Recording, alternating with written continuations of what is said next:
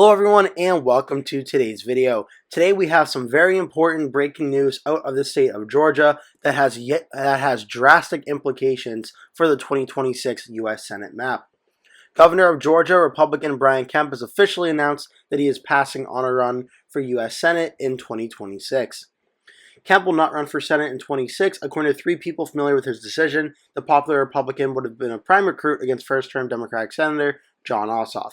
I'm going to skip the part that goes over Kemp's statement because I have his statement up on another page that I'm going to read after this article is done. Without Kemp in the race, Republicans may face an unpredictable primary that could include divisive candidates like Representative Marjorie Taylor Greene. It's like, wow, not necessarily the news we wanted to hear, said former Cobb County GOP Chair Jason Shepard. Kemp had been seen by many Republicans as the strongest opponent to put up against Ossoff. An Atlanta Journal-Constitution poll last week showed Kemp and Ossoff within the poll's margin of error. President Trump carried the state by about 2 percentage points in November and is a top target of the Republicans in the midterms. Kemp's decision comes off of Ossoff's last month reported raising $11 million in the first quarter of the year, an enormous sum for a Senate incumbent in an off-year election. The Senate map otherwise looked favorable for Republicans, with few incumbent GOP senators facing tough races next November. Democrats, meanwhile, have several other senior senators retiring, including New Hampshire and Michigan. So that's the article, just briefly goes over it by Politico. Now I'm going to read Brian Kemp's statement he put out on X. Kemp said, "Over the last few weeks, I've had many conversations with friends, supporters, and leaders across the country who encouraged me to run for U.S. Senate in 2026. I greatly appreciate their support and prayers for our family. After those discussions, I've decided that being on the ballot next year is not the right decision for me and my family. I spoke with President Trump and Senate leadership earlier today and expressed my commitment to working alongside them to ensure we have a strong Republican nominee who can win next November, and ultimately be a conservative voice in the U.S. Senate who will put hardworking Georgians first.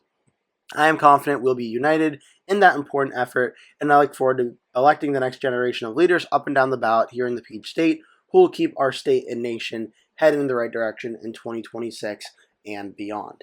So that was the official statement Brian Kemp put out. As for the 2026 Senate race, actually first, let's talk about Brian Kemp himself.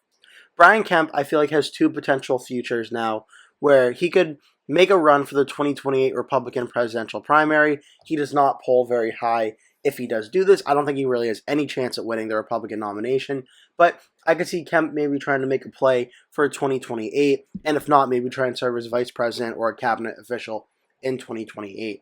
But as for the Senate race in 2026, this puts the Republicans in a really tough position now, because in the early polling that's been done so far, all the early polling showed Jon Ossoff versus Brian Kemp, as Brian Kemp being the best Republican to win this race. He's leading in every single poll that was taken against Jon Ossoff.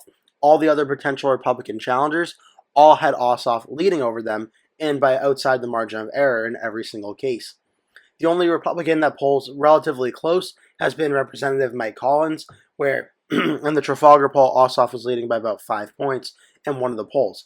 Otherwise, Ossoff has been leading by well over the margin of error in every single poll against other Republicans. So now what this means for Georgia is Democrat Jon Ossoff, the incumbent senator, he'll obviously not be having a Democratic primary. He'll not be facing any significant challengers. The Republicans who they put up is going to be very, very important. Now we're looking at Representatives Buddy Carter, Mike Collins, Marjorie Taylor Greene, who's been making a lot of noise recently about running for Senate, Tyler Harper, John King, Rich McCormick, and maybe even the Secretary of State, Brad Raffensperger. But this move by Brian Kemp significantly hurts the Republicans' chances at winning in this race. The early polling suggests only Kemp could win, and I'm honestly very much inclined to agree with that opinion. Inside Elections, Cook Political Report, Sabla Crystal Ball all have the race listed as a toss-up. Following the Kemp news, race to the White House has moved the ranking to lean Democrat. As for what happens now, look, I think honestly, it's a really interesting situation where when this news first broke, my first thought that came to mind was, okay, right now in the 2026 congressional ballot, the most updated polls, Democrats have an advantage of 2.3%.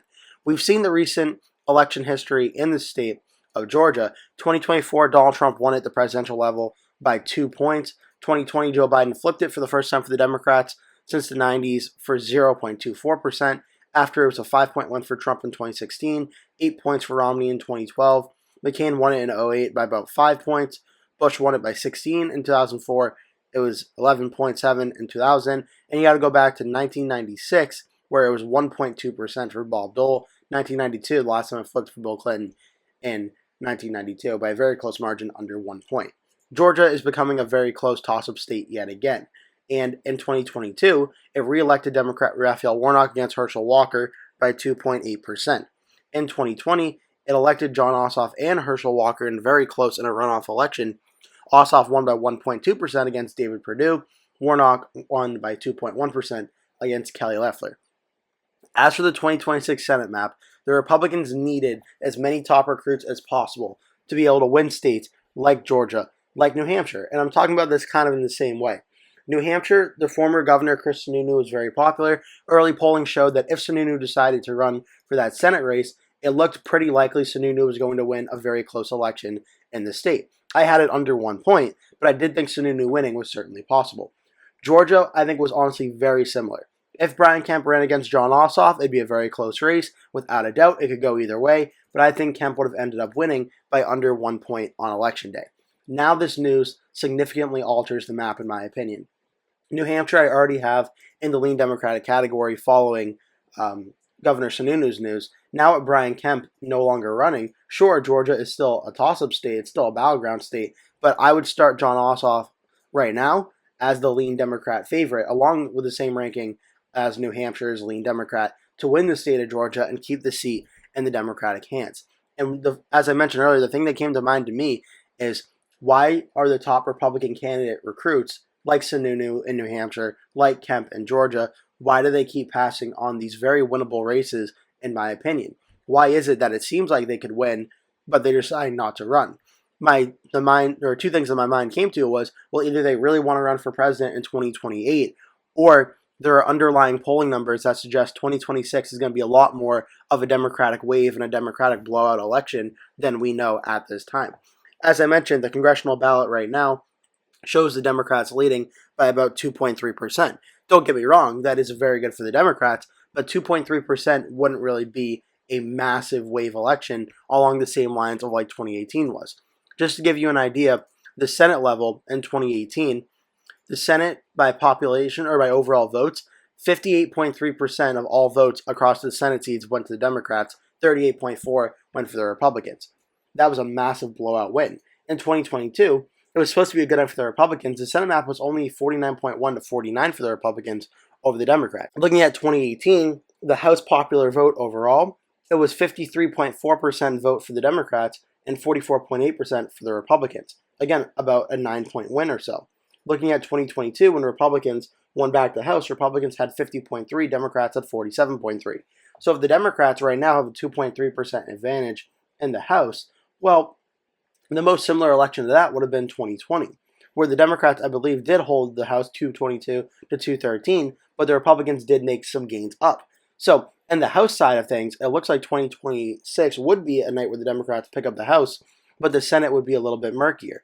However, with the news out of Brian Kemp in Georgia and Chris Sununu in New Hampshire, I think we could start to have the conversation that Republicans are worried that it could be an even greater night for the Democrats in 2026 as expected. And make no mistake, this news that Brian Kemp is not running for the Senate, if it has not been made clear already, is excellent news for the Democrats. Because I think if Brian Kemp ran, I think Kemp would have won the seat and flipped a Democratic seat red. If Sununu ran, I think he would have won New Hampshire and flipped a Democratic seat red. Now, I would have Georgia starting out probably as either lean Democrat or tilt Democrat. Still probably tilt Democrat this time, but the early polling shows Ossoff does win by more than 5 points, so I'm starting out lean Democrat, just being cautious, but this only has 3 Senate seats left that are really being competitive. And unlike the Republicans, the Democrats' top recruit for Senate, Roy Cooper, is still considering a run for Senate. If Cooper runs, the early polling has showed he's ahead of Tom Tillis. Maybe Cooper wins on Election Day by under 1%. This would be another this would be a Democratic flip. This would get the Democrats up to 47 Senate seats. Michigan Republicans have had trouble without Donald Trump at the top of the ballot. Maybe the Michigan Democrats hold on and win that Senate seat. Now the Democrats are up to 48 with 1 net Senate seat as well. Maybe Jared Golden runs against Susan Collins. The election trends of Maine becoming a likely Democratic state finally catch up to her. maybe Susan Collins gets unseated in Maine. All of a sudden, what could have been an election environment where the Republicans were gaining a Senate seat or two now ends up with the Democrats gaining 2 Senate seats, 51-49, and actually puts the Democrats in a good position to flip the Senate in 2028. So just one Senate seat in Georgia, just this one announcement with Brian Kemp has drastic implications for the 2026 Senate map, where now all of a sudden the Democrats should be feeling the optimism and momentum in the Senate map and not the Republicans following this news. I hope you enjoyed this video. Make sure to give the video a like. Please remember to click subscribe, leave a comment below, tell me your thoughts about this news. What do you think Kemp's decision is? Do you think this is the right move? Do you think Democrats are going to win now? Leave all your thoughts below. Again, thank you so much for watching. Please remember to like and subscribe, and hope to see you in the next video.